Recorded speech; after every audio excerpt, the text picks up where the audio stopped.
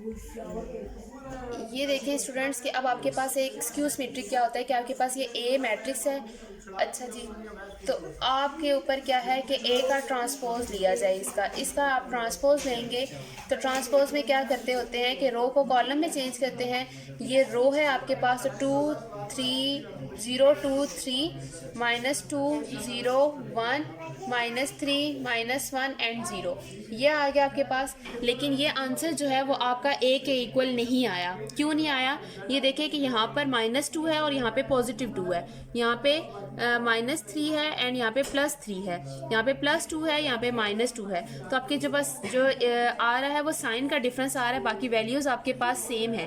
ठीक है, लेकिन अगर यहाँ पर +2 हो जाए और यहाँ -2 हो जाए तो आपके पास अगेन ए बन जाएगा। ठीक है, उसके लिए हम लोग क्या करते हैं कि आप लोग क्या करते हैं, या तो माइनस कॉमन ले लेते हैं या माइनस से अंदर मल्टीप्लाई कर देते हैं। क्या करते हैं, कॉमन लिया जाए तब भी वही बात है और अगर मल्टीप्लाई किया जाए तो तब भी वही बात है। देखिए, अगर मैं माइनस के साथ अंदर मल्टीप्लाई कर देती हूँ, मल्टीप्लाई इसको अंदर करूँ तो ये क्या आ जाएगा, या कॉमन ले लेती हूँ तो यहाँ पर क्या आ जाएगा, 0 के साथ तो कोई साइन रिएक्ट नहीं करता तो वो 0 रहेगा। माइनस अगर मल्टीप्लाई होगा या कॉमन लिया जाएगा तो यहाँ पर क्या बन जाएगा, +2 +3 -2 -3 0 1 -1 एंड 0। ये देखें कि स्टूडेंट्स के एक अगर कोई मैट्रिक्स का ट्रांसपोज लिया जाए और बाहर उसके साथ माइनस आ रहा हो या माइनस कॉमन आ रहा हो और माइनस कॉमन लेने के बाद अगर वो दोबारा ए का मैट्रिक्स बन जाए तो उसको कहते हैं स्क्यू सिमेट्रिक। वो क्या कहलाता है, स्क्यू सिमेट्रिक कहलाता है। अब आपको डिफरेंस पता चला सिमेट्रिक और स्क्यू सिमेट्रिक में। अगर ए सेट का, ए मैट्रिक्स का ट्रांसपोज लिया जाए अगेन वो ए के इक्वल आ जाए तो वो सिमेट्रिक है। लेकिन अगर ए का ट्रांसपोज लेने के बाद माइनस कॉमन लिया जाए बाहर और कॉमन लेने के बाद अगर वो ए का मैट्रिक्स बन रहा है तो वो क्या कहलाएगा, स्क्यू सिमेट्रिक। स्टूडेंट्स, अब आपके पास ये था कि मैंने भी आपको बताया कि सिमेट्रिक और स्क्यू सिमेट्रिक क्या होता है कि ए का एक सेट है, मैट्रिक्स है और आपने उसको ट्रांसपोज लिया है तो वो आपके पास अगेन ए आ जाए तो वो आपके पास क्या कहलाता है, सिमेट्रिक कहलाता है। तो ये आपके पास पूरा एक क्वेश्चन है। ठीक है, ये आपके पास पूरा एक ऑपरेशन है जिसको आपने सॉल्व करना है।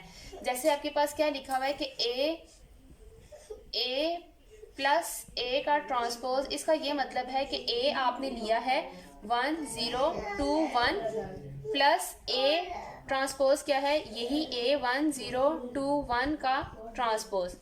ठीक हो गया। अब आपके पास ये कैसे है कि 1 0 2 1 प्लस आपके पास इसका ट्रांसपोज क्या आएगा, 1 2 0 1। ये आपने ट्रांसपोज लिया है, देन अब आपने इसको क्या करना है, ऐड करना है। ये हो जाएगा 2 + 0 0 + 2 एंड 1 + 1।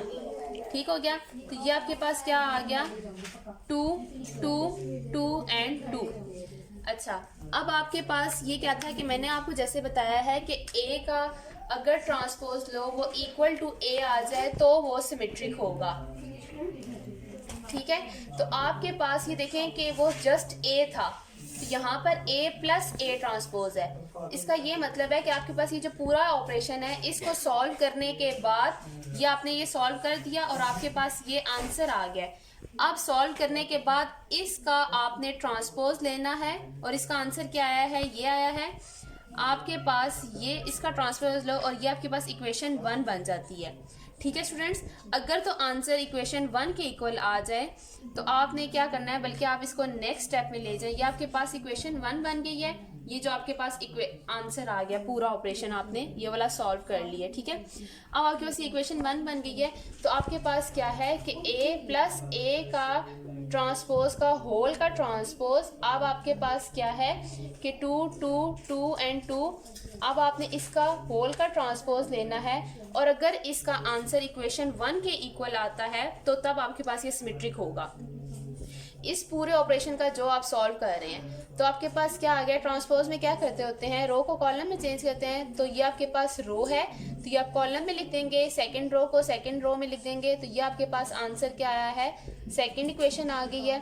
तो आपके पास ये क्या है कि ए प्लस का ट्रांसपोज का आपने अगेन जब ट्रांसपोज लिया है आंसर का तो आपके पास क्या आया है, इक्वेशन 1 एंड इक्वेशन 2 आपके पास क्या आगे हैं, इक्वल आगे हैं, आर इक्वल, या फिर आप कहेंगे कि आपने क्या लिया है कि ए प्लस ए का ट्रांसपोज लिया है, तो वो again A plus A transpose के आगे है, और ये दोनों आंसर इसके क्या हैं, इक्वल आगे हैं। तो ये इसका क्या मतलब है कि ये क्या है, सिमेट्रिक है। क्या है आपके पास, सिमेट्रिक। देखें आपके पास क्या है कि बी प्लस बी का ट्रांसपोज, सॉरी माइनस का, अब मैं एक माइनस का क्वेश्चन करवा रही हूँ और वो स्क्यू सिमेट्रिक का करवा रही हूँ। तो बी का सेट क्या है आपके पास, बी का सेट है 1 2 1 0, ठीक है। तो बीच में क्या आ रहा है आपके पास, माइनस, और आपके पास क्या आ रहा है 1 2 1 0, इसका आपने क्या लेना है, ट्रांसपोज। अच्छा ये देखें कि आपके पास ये क्या है कि 1 2 1 0 माइनस, ये क्या है, रो को आपने क्या चेंज किया है, कॉलम में 2 एंड 0। अब आपने इनको क्या करना है, आपस में माइनस करना है। माइनस कैसे करते हैं, फर्स्ट एंट्री को फर्स्ट एंट्री के साथ 1 minus 1 1 minus 2 2 minus 1 and 0 minus 0, ठीक हो गया। अब आपके पास ये क्या हो गया है, 0 1 माइनस 1 और यहाँ पे क्या हो जाएगा, 0, ठीक है। ये आपके पास इक्वेशन 1 बन गई है। जो आप लोगों ने ये पूरा ऑपरेशन आपने क्या किया है, सॉल्व किया है, क्या किया है, b माइनस बी का ट्रांसपोज फाइंड किया है, ठीक है। अब हम लोग क्या करते होते हैं, जो हमने सॉल्व किया होता है क्वेश्चन, उसका हम लोग अगेन ट्रांसपोज लेते हैं। तो आपके पास क्या हो जाएगा कि b माइनस बी का ट्रांसपोज का अगेन ट्रांसपोज, जब आप इसका ट्रांसपोज लेंगे तो ये क्या हो जाएगा, 0 1 माइनस 1 एंड 0। तो इसका आपने अगेन ट्रांसपोज देना है। ट्रांसपोज लिया है तो वो क्या आ गया, रो को कॉलम में चेंज किया, 0 माइनस 1 1 एंड 0। ये देखें आपके पास ये बनी है इक्वेशन 2, अभी ये नहीं बनी है, ठीक है। आपके पास ये देखिए कि आपके पास इक्वेशन 1 क्या थी, 0 माइनस 1, यहाँ पे माइनस 1 आ रहा है, और यहाँ पे जो सॉल्व किया आपने माइनस 1 इधर आ रहा है, तो आंसर आपके पास सेम नहीं है। और स्क्यू सिमेट्रिक में हम क्या करते होते हैं कि माइनस कॉमन ले लेते हैं। तो कॉमन लेंगे माइनस, जब हम लोग बाहर कॉमन लेते हैं तो साइन अंदर चेंज हो जाते हैं, जो पॉजिटिव होता है वो नेगेटिव हो जाता है, जो नेगेटिव होता है वो पॉजिटिव हो जाता है। तो यहाँ पे क्या हो जाएगा, 0, यहाँ पे पॉजिटिव है तो यहाँ पे नेगेटिव 1 हो जाएगा, और यहाँ पे नेगेटिव है तो पॉजिटिव 1 हो जाएगा, और यहाँ पर 0 हो जाएगा। अब आपके पास ये बनी है इक्वेशन 2। अब आपके पास क्या हो गया कि माइनस कॉमन लेने के बाद, माइनस कॉमन लिया है तो तब आपके पास इक्वेशन 1 के इक्वल आया है आंसर। तो अब आप क्या कहेंगे कि b प्लस बी ट्रांसपोज है, इक्वल किसके आ गया है, माइनस बी ट्रांसपोज के, ठीक है, और साथ इसके माइनस भी आएगा। समझ आ गया। तो अब आपके इक्वल आ गए। ये माइनस कॉमन लेने के बाद, जब मैंने आपको बताया था कि जब माइनस बाहर आ जाता है तो वो आपके पास क्या हो जाता है, स्क्यू सिमेट्रिक।